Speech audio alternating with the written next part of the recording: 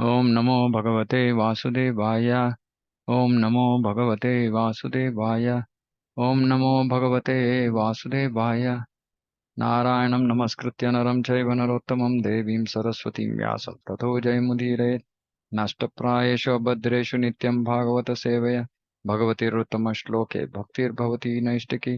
ॐ अज्ञानतिमिरान्धस्य ज्ञानाञ्जनशलाकया चक्षुरुन्मिलितं येन तस्मै श्रीगुरवे नमः। श्रीचैतन्यमनोभीष्टं स्थापितं येन भूतले स्वयं रूपकदा मह्यं ददाति स्वपदान्तिकं। वन्देऽहं श्रीगुरो श्रीयुतपदकमलं श्रीगुरून् वैष्णवांश्च श्रीरूपं साग्रजातं सागणरघुनाथान्वितं तं सजीवं साद्वैतं सावधूतं परिजनसहितं कृष्णचैतन्यदेवं श्रीराधाकृष्णपादान् सहगणललिता श्रीविशाखान्वितांश्च। हे कृष्ण करुणा सिन्धु दीनबन्धो जगत्पते गोपेश गोपिकान्त राधाकान्त नमोऽस्तुते। सप्तकाञ्चन गौराङ्गी राधे वृन्दावनेश्वरि वृषभानुसुते देवी प्रणमामि हरिप्रिये। वाञ्छाकल्पतरुभ्यश्च कृपा सिन्धुभ्येव च पतितानां पावनेभ्यो वैष्णवेभ्यो नमो नमः। जय श्री कृष्ण चैतन्य प्रभु नित्यानंद श्री अद्वैत गदाधर शिवासादि गौर भक्तवृंद। हरे कृष्ण कृष्ण कृष्ण हरे हरे हरे राम राम राम हरे हरे।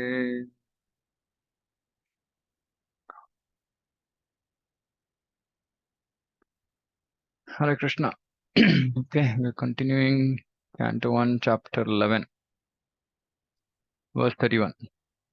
पत्न्यपतिं प्रोष्य गृहानुपागतं विलोक्य सञ्जातः मनोमहोत्सवाः उद्धस्तुरारात् सहसा सहसासनाशयत् सयात् साकं वृतैर्व्रीडितलोचनाननाः.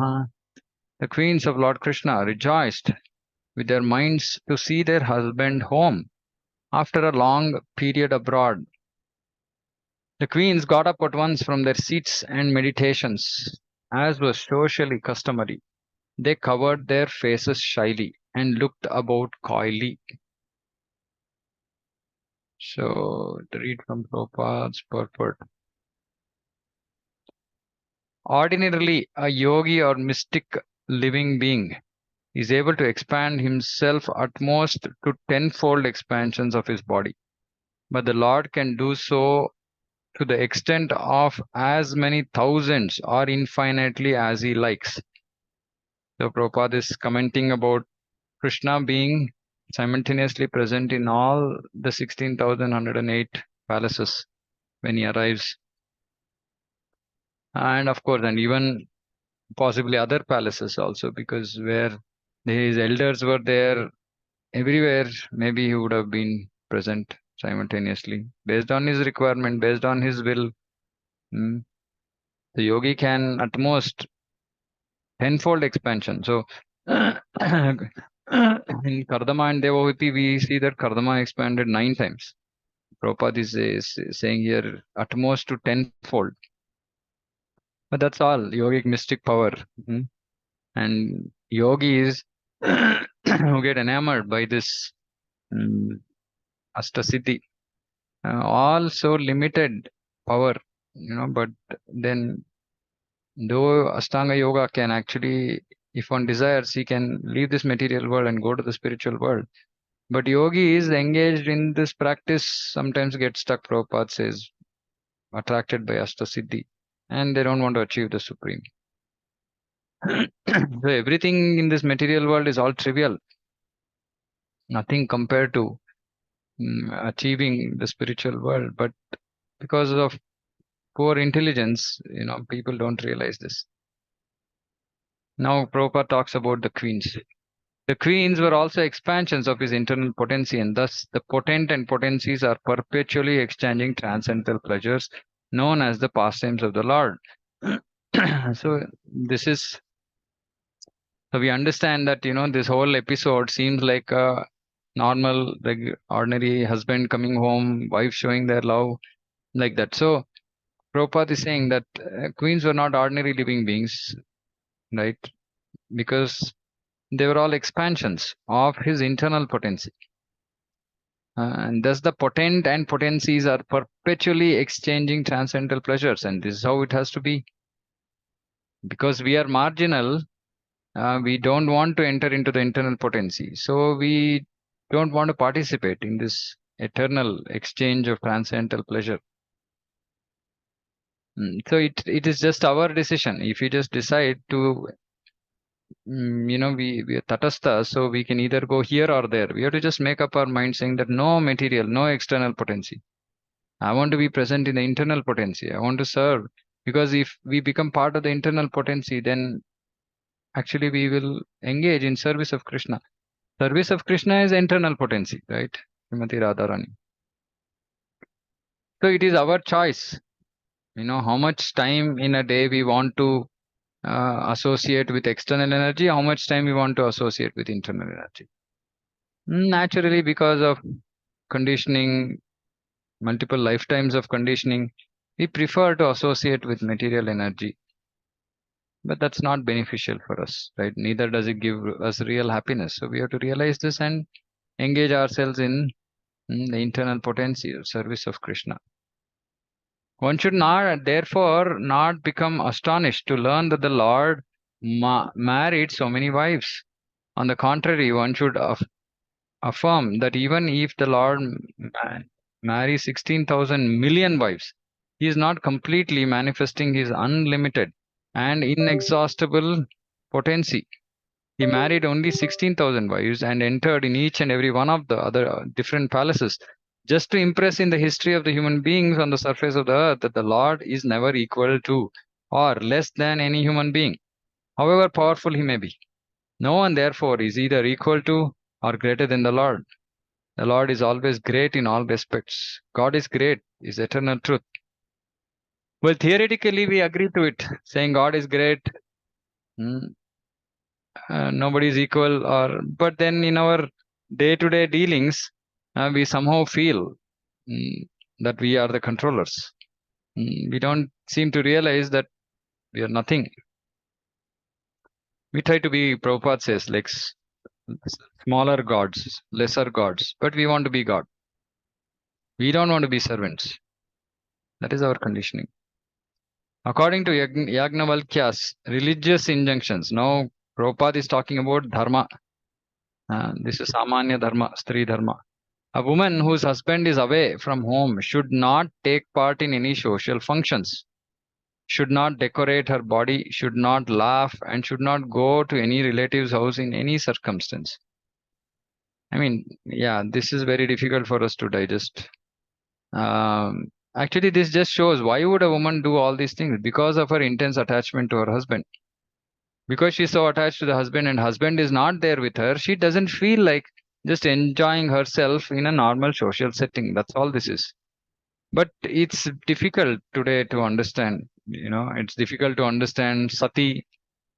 It's difficult to understand these things because of it just looks like fanaticism. I mean, how can somebody have so much intense love and affection towards her husband or wife? I mean, so we cannot understand this, but this is part of dharma.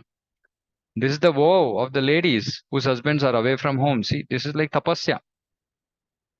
This is tapasya. At the same time, it is also enjoined that a wife should never present herself before the husband in an unclean state. She must decorate herself with ornaments and good dress, and should always be present before the husband in a happy and joyous mood again. This all seems like, oh, all males, this one, feminists will say, no, no, all this is not. But this is what it is. The other day I saw one uh, amazing instruction from His Holiness Jaipatak Maharaj. He was talking about how women can control mm, their husbands. He was like amazing. I mean, it was like such a deep insight actually. It sounded like a very simple statement. Now Maharaj is saying, yeah, women can control their husbands. Women can actually bring their husbands into Krishna consciousness. So he was saying, just men want to feel superior. So just fan the false ego, right? I think Shraddha shared it on our English study group, right? So they have false ego and they like that false ego to be fanned. So simply, women have to make use of this. Hmm.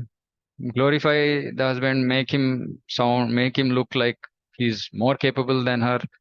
Like Maharaj was giving that example. Simply just say, "Oh, I read this, I couldn't understand." And say, "Oh, you didn't understand? Okay, I'll explain." And he'll read. And Maharaj said, "This is devotional service." He'll enter into devotional service.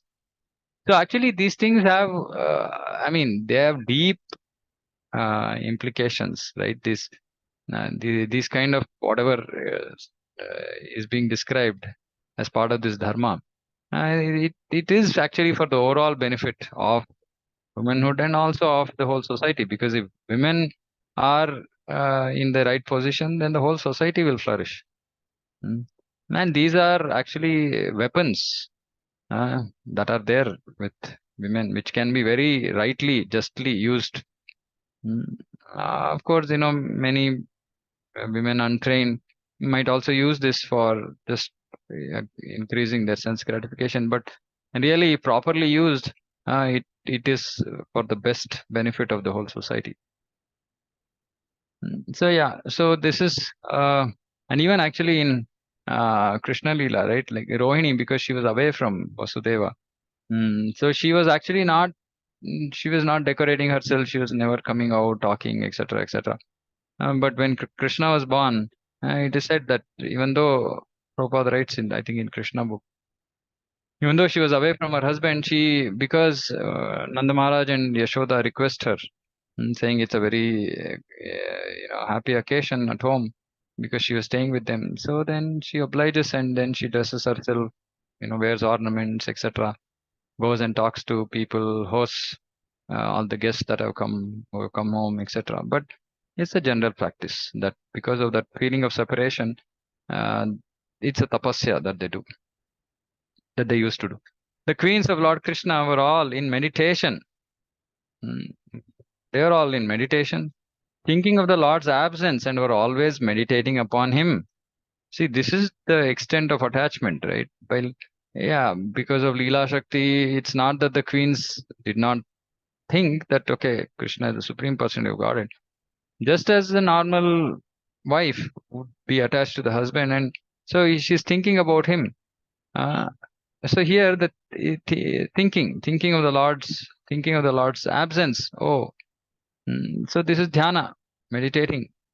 And we're always meditating upon him. The Lord's devotees cannot live for a moment without meditating on the Lord. So now Prabhupada gives from dharma perspective to devotee perspective. Dharma perspective, wife does this with husband, even an ordinary wife. But specifically with respect to devotees cannot live for a moment without meditating on the Lord. This is the qualification. This is the quality. This is where we have to get to, where we cannot live for a moment without thinking about Krishna.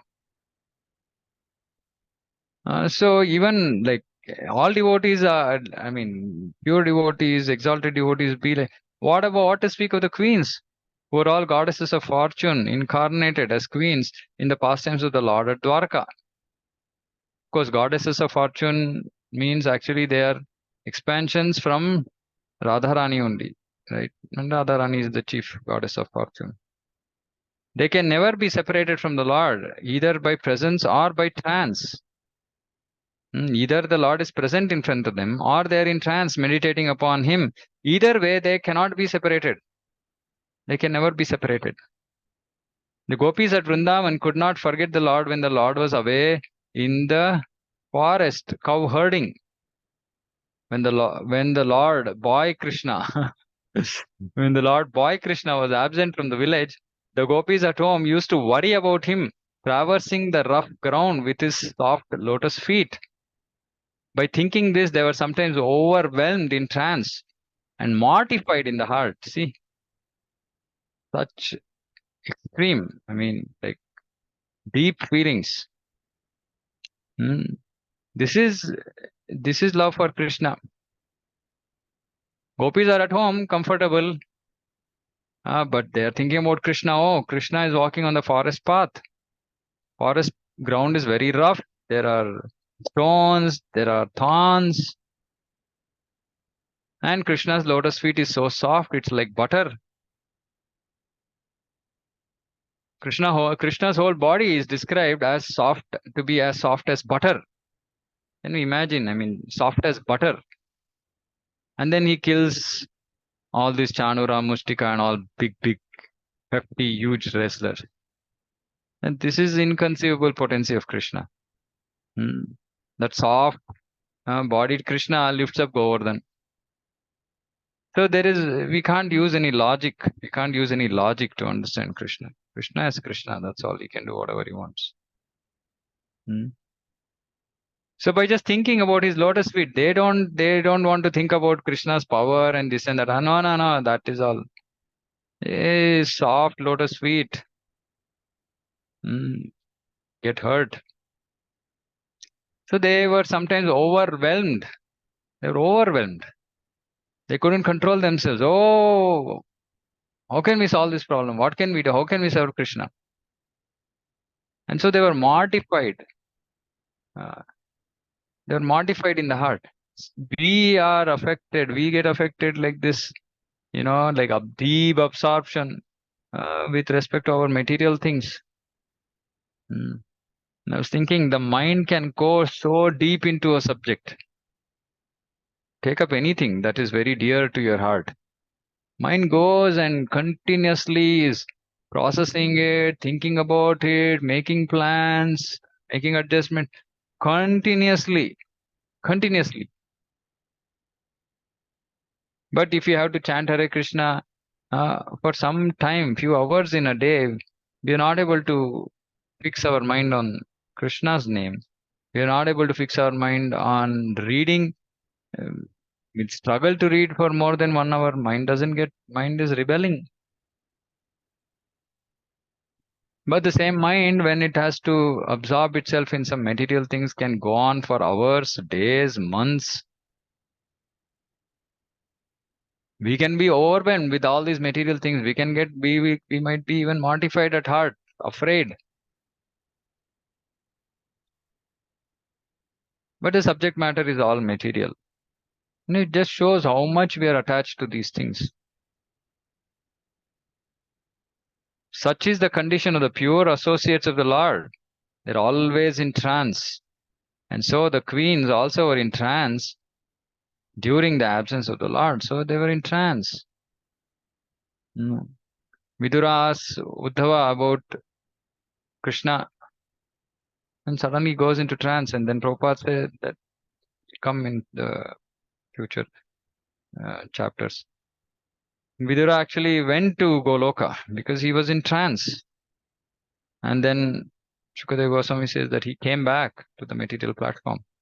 He came down from the spiritual world after getting some external consciousness. So this is dhyana, this is samadhi. We have to absorb ourselves. It takes time. It's not at all easy. It's just not at all easy. And that is why the process for us is to simply chant Hare Krishna all the time, as much as possible, or engage in Krishna's service mindfully. We have to engage in Krishna's service mindfully, meaning consciousness has to be there. Only then we can get here. And we have to get here. There's no other option. Otherwise, we can't go to Krishna. If we don't get absorbed in thinking about Krishna 24 hours when we are in this material world, how can we go to the spiritual world? This is a pre-training ground. Why? Because actual training ground will be when we actually become almost there. We are almost there. Then we are put into apprentice, one training session. When Krishna appears in the material world, Bhauma Vrindavan. Then we'll go to the spiritual world. So this is training for the training. So if it can't come to some level, at least, right, if not perfection, if it can't come to some mature level of absorption in Krishna, then how can we will not become qualified to enter into Bhauma Vrindavan, Bhauma Leela, and then we will not be qualified to enter into spiritual world.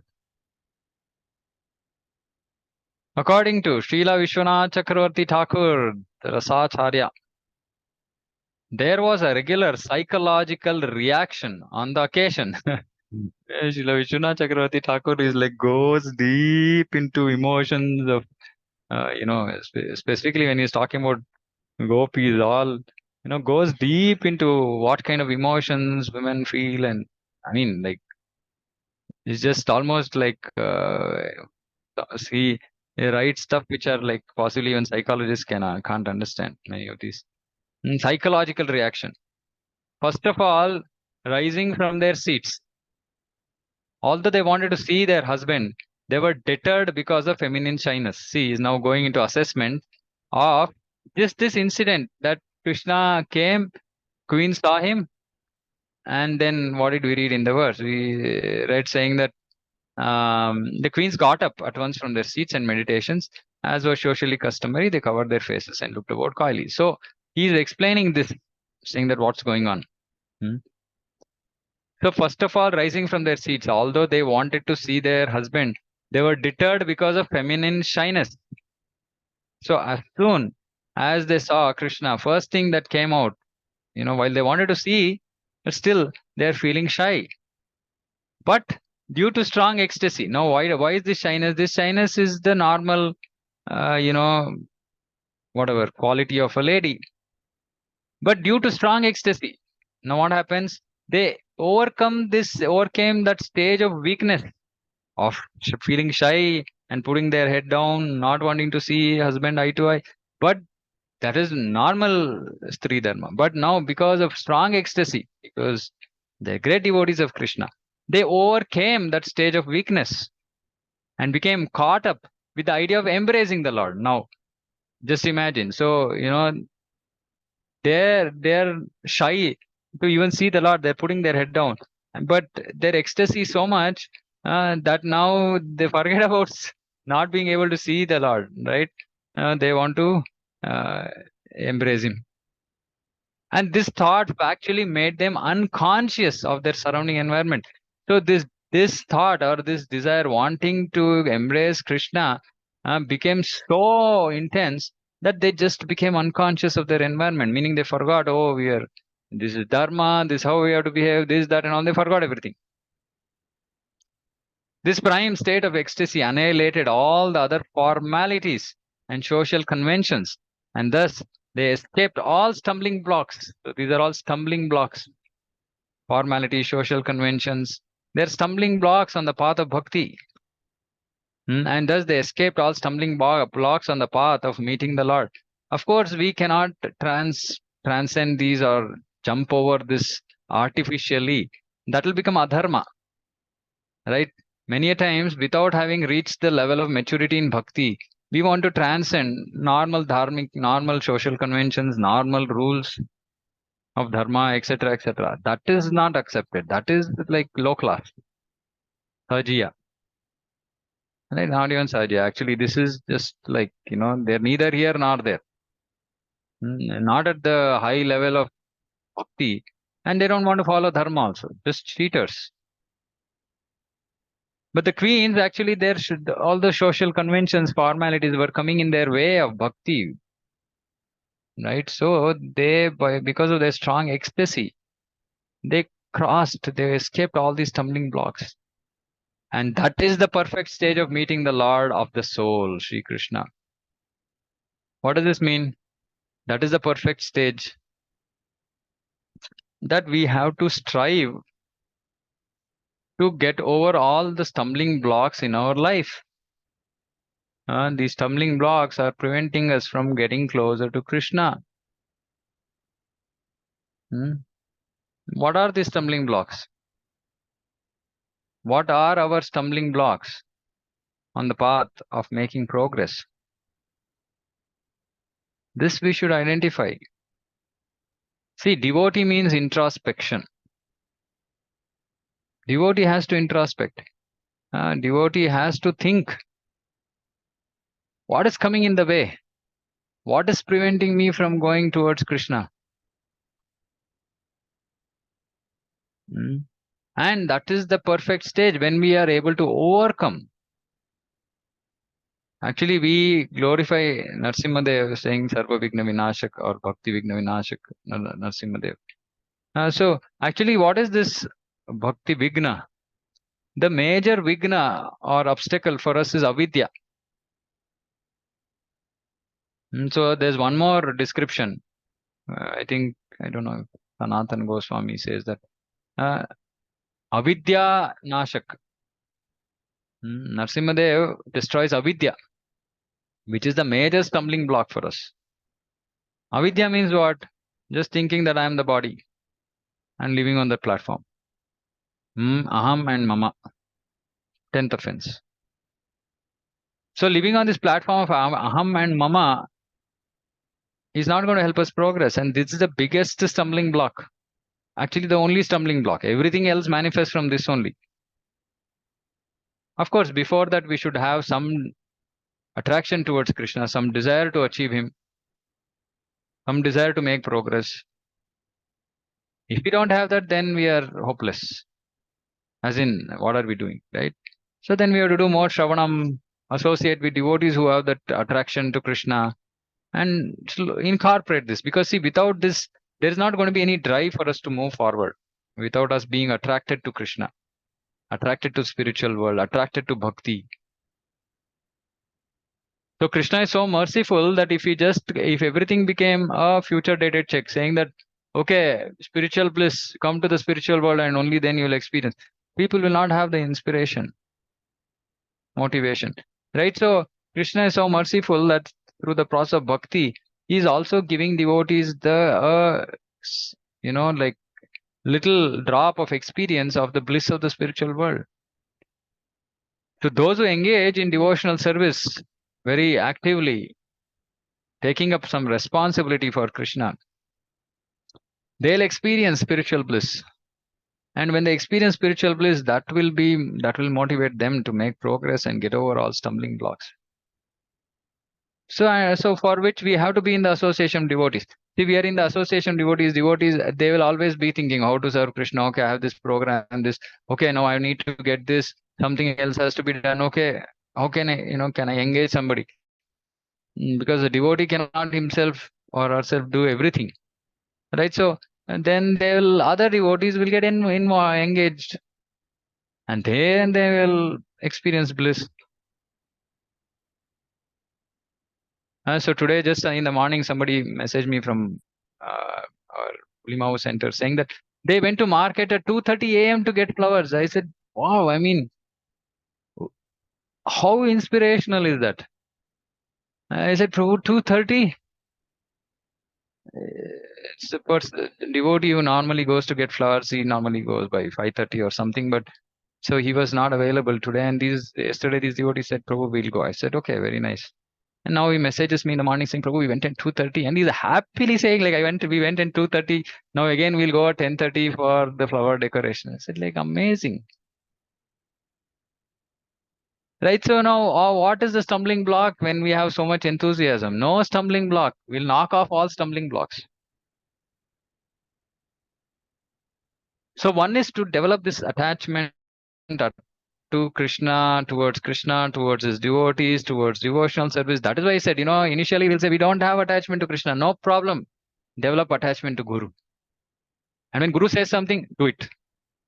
Because by that process, we'll automatically develop attachment to Krishna.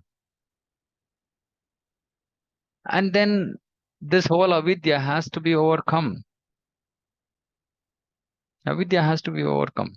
When we start experiencing this bliss, that will inspire us. Like that, okay, now what is it that is preventing me from engaging in bhakti like this? All that somebody was saying me like last Sunday, whole Sunday they were in the temple, and then some meeting, some yatra meeting, some training program, then evening satsang. They're so happy. They said like, full day we are engaged. I said every Sunday you can do like this. I didn't say every day. I said at least every Sunday you can do like this, right? Because they're working, etc., etc. I said every Sunday you can engage if you wish, right? So we should engage in such a way that we get the experience of that bliss, and when we experience that bliss, then automatically we will be inspired, overcome all our stumbling blocks. No, I'm not going to let this block. Of course, we have to be we should not be too fanatical. Now, I've seen many devotees, they just sacrifice the relations. Okay, I mean, parents, relatives, and all that is okay. Husband-wife relation, we cannot sacrifice. Children relations we can't sacrifice. Why?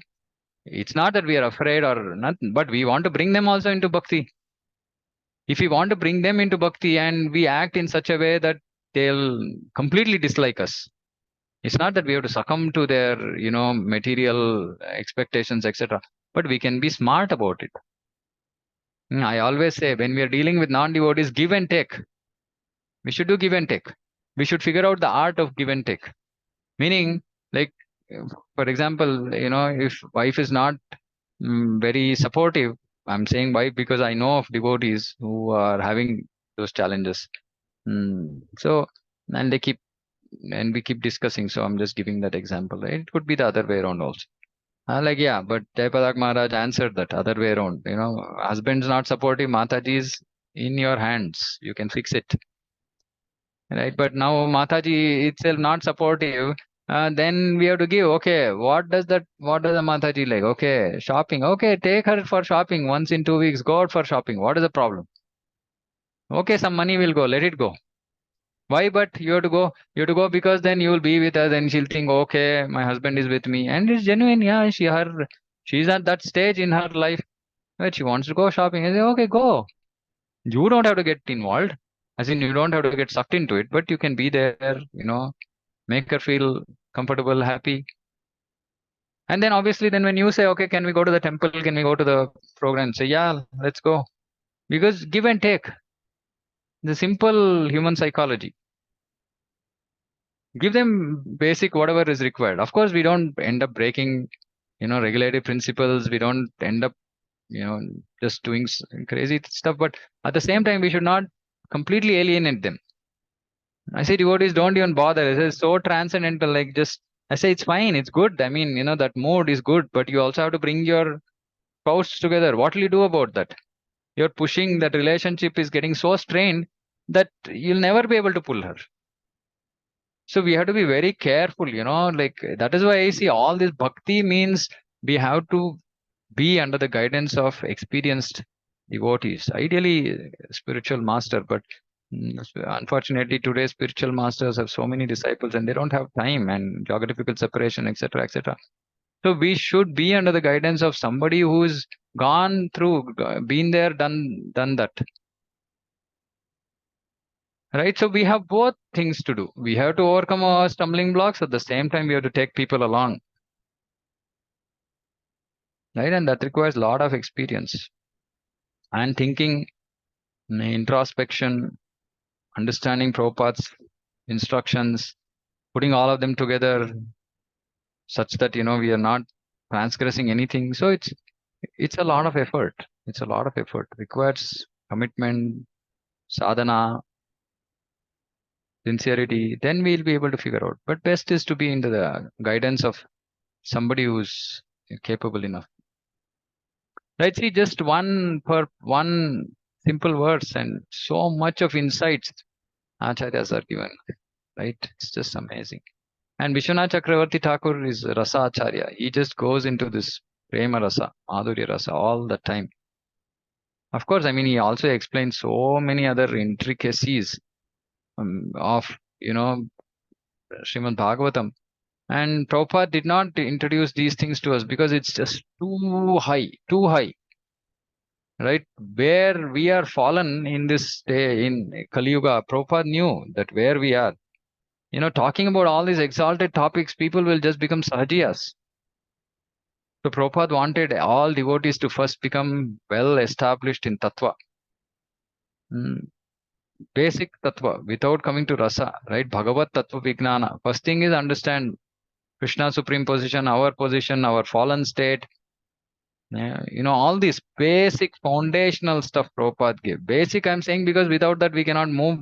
And of course, in Chaitanya Charitamrita and so many purports, Prabhupada goes into all this, detail, rasa, and we cannot understand. We just cannot understand. Because our foundation is very weak. So we have to make our foundation strong. But unfortunately, devotees want to hear all these esoteric leela, but without having a strong foundation, then we'll go in a wrong direction. We'll develop some wrong sentiments towards Krishna. It's not right, because see, Krishna, yes, Krishna will accept anything, any service in whatever mode a devotee wants to serve. But if you have to enter Goloka, then there is a set pattern, or there is a set way of doing service. Set meaning there are certain guidelines, or there is, what should we say? The rasa behaves in a particular way, and it's not whimsical. It's not just like however I want, I will love Krishna. No, everything, I mean, and which is why Srila Rupa Goswami and other acharyas, they come and give the tattva behind rasa. So Bhakti Rasamrita Sindhu, and so many other books, actually, Srila Rupa Goswami is just explaining tattva behind. Oh, okay. Yeah, we will read from Chamatkar Chandrika of Srila Vishwanath Chakravarti Thakur, and beautiful, um, pastimes of Radha and Krishna, um, pretty esoteric, and we will just keep laughing, and without actually just understanding what is the underlying mood. What is the underlying mood? Why is Radharani saying this? Why is Krishna doing this? And acharyas have revealed this, like Vishwanath Chakravarti Thakur. Here is one action by the queens. He's breaking it down to us, saying that what is going on. Now, unless we understand all this tattva clearly, we will just simply we will slip to thinking Radha and Krishna as some two, male and female. That's all. And we'll simply laugh because there is some, Krishna is always funny. I mean, he creates situations like that. We'll simply laugh, like, we're seeing some, serial, and somebody cracked a joke and we are laughing. That's all. But we really don't understand the mood, the rasa, because we don't understand the tattva. So Prabhupada saw us, in this Kali Yuga, most of us are so far from all this, so far removed. So I said, no, no, no, this will not help these people. Mandas, mandamatayo, mandabhagya upadritaha. You see Prabhupada's purpose, same thing, he hammers, hammers, hammers, hammers, right? And when we see other acharyas, they don't repeatedly say the same thing again and again, because they're addressing a completely different audience who already crossed that basic platform level. Because Prabhupada knows where we stand, is hammering, I'm not the body, I'm spirit, soul, no sense gratification, this basics, basics, basics. And when we actually when we follow those instructions, we will come to the platform where we can start to understand, by Krishna's mercy, by Guru's mercy, we can start to understand this rasa. We can start to understand. It's so deep. It's one thing to simply hear some pastimes and feel some, happiness, which is okay, which is okay, as long as that is why even Rasa Leela, Prabhupada says that if it is heard from a self-realized devotee, then it will absolutely purify us. We will get rid of our material lust. But the person who is also giving has to be pure, has to be on the transcendental platform, must be self-realized. So that is why, Prabhupada said this, all these esoteric pastimes are not for public, distribution. Chaitanya Mahaprabhu never spoke about esoteric pastimes of Radha and Krishna except with his, basically Swarup Damodar, Jagadananda. Not even, with Ramananda Rai he discussed Tattva. But Ramananda Rai was Arjuna, so Sakhya Bhav. Of course, and then also they say, okay, Vishaka also. But not, with very handful, like Sikhi Mahiti and his sister. That's all, right? Like 3.5 people. Chaitanya Chaitamrita says 3.5 people he discussed all these esoteric pastimes. That's all. He had so many qualified, thousands of devotees. All, zillion times more qualified than, at least I can say about myself, right? A zillion times more qualified. But Chaitanya Mahaprabhu never spoke about all that with any of his disciples. And that's the mode Prabhupada is maintaining. Prabhupada is maintaining that mood, saying that even in his classes, he never spoke about all these esoteric leelas because we just don't qualify. We don't qualify to hear that. See, for Shastra, in Shastra, there's something called adhikara. Everybody has to have an adhikara. You know, we have to be qualified. Adhikara means qualification. And Acharya say that if we actually try to understand something beyond our adhikara, then it will work reverse.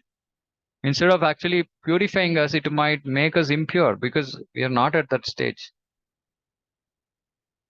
So that is why I keep telling devotees nowadays, books are available in bookstores, online. You can buy whatever book you want. But it'll just be detrimental to our bhakti. It's safer to first stabilize ourselves, fix ourselves by reading Srila Prabhupada's books, Bhagavad Gita, Bhagavatam, at least 3 times. Then we can start to understand Chaitanya Charitamrita. We can start to understand really. Of course, I mean, there are various portions of Chaitanya Charitamrita are easy to understand. It's not. But I'm saying the core, what is the core message of or core intent of Chaitanya Charitamrita is Chaitanya Mahaprabhu's mood, which is Radha Bhava, right? So we cannot understand that. We cannot understand Antya Leela. We cannot understand Chaitanya Mahaprabhu's conversation with Ramananda Rai. We cannot understand the reason why Chaitanya Mahaprabhu appeared. We cannot understand Radha Tattva. We cannot understand any of this properly unless we are completely fixed in the philosophy of Bhagavad Gita and Bhagavatam. So if we have read these scriptures 3 times end to end, including Prabhupada's purpose, we might get somewhere. We might start to understand. But devotees have not finished all this. Then they want to read some other Acharya's books. And I just say that it's not going to help us. It's not going to help us. Okay, I mean, if you're getting inspired by hearing something here and there saying, oh, okay, then we understand, okay, that's amazing. That's so inspiring. That's, I want to read that. But yeah, let me first fix my foundation. If it becomes a, inspiration for you to commit yourself to reading Prabhupada books every day for 1 hour, 2 hours, great. But I've seen because Prabhupada's books are very it's an austerity. Prabhupada said to read my books is an austerity. It's an austerity because it's hammering. We don't want that. It's telling us things that we don't want to hear. So what is the easy way out for us? Actually, forget about Prabhupada's books. Let me read all these. I think I'm qualified to read all these, commentaries and other books of Acharyas. I will read them for hours. But I can't read Prabhupada's books. Very dangerous. I came across somebody who even said, saying that after many years in bhakti, what is the inspiration? Same thing, just live a dharmic life. You're saying like many years in bhakti, in Krishna consciousness, just live a dharmic life. Chant Hare Krishna. That's all. Enough. I said, what about Shravanam? You would have read everything. I said, how can anybody say that you would have read everything? I mean, Bhagavad Gita only we will start to read even by the end of our life. We are just starting to read Bhagavad Gita. So that just shows that we don't develop rasa for a taste for Shravanam, taste for hearing. Of course, that will be a result of some major offenses, right? Aparadhas in bhakti. Otherwise, how can somebody just lose the taste to hearing? How can somebody say that there is nothing to hear? So much to hear. We'll always be hankering, oh, I want to hear about this. So many things are there. We can get there, but the point is that we have to first fix ourselves in Prabhupada's books. If we don't fix ourselves in Prabhupada's books, we are not going to move anywhere further. That way I feel I was very, very fortunate when I came to Bhakti. There is absolutely no other, I mean, we were guided to just simply read Prabhupada's books. That's it. Nothing else. Prabhupada lectures, Prabhupada's books. That's it. Up to 2 years, actually, or more, I would think. Actually, almost 3 years. I did nothing but just read Prabhupada's books, nothing else. No other class, no other lecture, except Sunday program, coming, hearing, going back. That's all. And that too, that hearing would put so many questions in me. Where do I get those answers? Prabhupada's books. So repeatedly reading, Prabhupada's books, understanding that, reading with understanding that I'm not able to understand.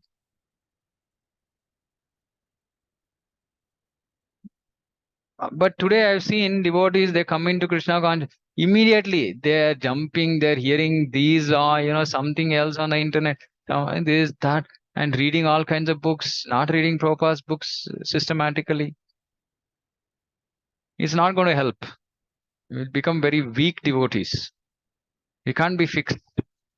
We can't be strongly fixed unless we read Prabhupada's books. Because acharyas, the previous acharyas are not, those books are not directly meant to us, meant for us. When we read Prabhupada's books, we are elevated to such an exalted position, we can actually try to understand their books. So that means their audience, when they wrote those books, were all very exalted souls. And we are very fallen. And Prabhupada is actually uplifting us, majorly uplifting us, uh, bringing us to the standards of, great devotees in the past. And who are we? I mean, we just literally, for lack of a better word, every Tom, Dick, and Harry. I mean, anybody can come into bhakti, right? And what is our qualification? Nothing. Just pure mercy of Prabhupada and Chaitanya Mahaprabhu. So we have to qualify ourselves. We have to build up the qualification. And that qualification is built up simply by reading Srila Prabhupada's books. I'm sorry, I'm just hammering this again and again because it's just my own experience. I see that it's so important, so important. And unfortunately, not enough stress is being given, and people are misguided or not interested in following this, and they're going haywire today in bhakti. Haywire. And succumbing to all kinds of modernisms, modern practices, not going to help. Chaitanya Mahaprabhu time, Kirtan was what? Mridanga Kartal. And that bumper, Dhanjar or whatever it's called. That's all. Nothing else. But we don't read. When we read and see that, oh, Chaitanya Mahaprabhu, during his time only, it was only Mridanga Kartal. And oh, then why are we inventing all these new things? Okay, let's stop it. Let's follow what the Lord showed us to do. So anyway, I think it's important. I hope I've sufficiently stressed the importance of reading Srila Prabhupada's books. So we have to read, otherwise we can't enter into this, the rasa. And Bhagavatam is rasamalayam. Bhagavatam is rasamalayam. Like I was saying, one interaction, simple interaction between Krishna, Vishnu, and a devotee will have so many insights. For example, Vamana interacting with Bali, or Prishnigarbha interacting with Dhruva. Take any pastime. Kapila interacting with Devahut. Any pastime you take in Bhagavatam, they're loaded with intricacies, loaded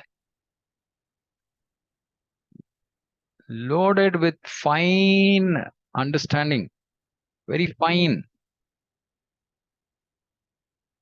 But we have to enter into that. For us to enter into that, we have to first become fixed, purify ourselves from base tendencies. And that will happen only by reading Srila Prabhupada's books. Okay, so I'll anyway stop here. So next verse I will not be able to complete. We're already out of time. Okay, so yeah, so we'll stop here. If anybody has any questions, comments, any difficulties reading Prabhupada's books, kindly tell me. I mean, I'm here to just help whoever wants to be inspired to read Srila Prabhupada's books. That's all my aim is, right? Because Prabhupada said, what is the value of your preaching? Just give people my books. Yeah, so we understand that there is no value in our preaching, right? But we want to get people to actually get hooked onto books. And there are some people who are distributing books. My intention is those people who got the books, can they open and read? can I in some little way inspire people to read those books? That's all I'm trying to do. And if anybody has any questions, I can try to answer.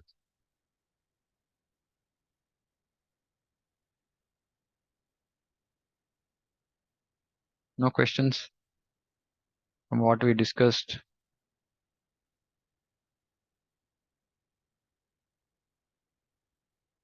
Okay, nobody has any questions, then we can conclude. So next Sunday and the coming Sunday, so 2 weeks, we will not have Sunday class because we are actually Radharani willing, we'll be hoping that she will allow us to enter Vrindavan. So coming Friday is when Yatra is leaving. So, and we'll come back the following Sunday afternoon. So 2 weeks, Bhagavatam class will not happen. So we'll have our morning 8:30 reading till Friday, this Friday, and then we'll resume Radharani willing after we come back. Okay, so that's just for information of those devotees only attending Sunday classes. I'm just letting you know that we'll have a break for 2 weeks. Okay, if nothing else, then we'll conclude. Srimad Bhagavatam ki jai, Jagat Guru Srila Prabhupada ki jai. Vancha kalpatarubhyascha kripa sindhubhyo cha patitanam pavanebhyo vaishnavebhyo namo namo ananta koti vaishnav. Hare Krishna. Hare Krishna, Prabhuji. Hare Krishna.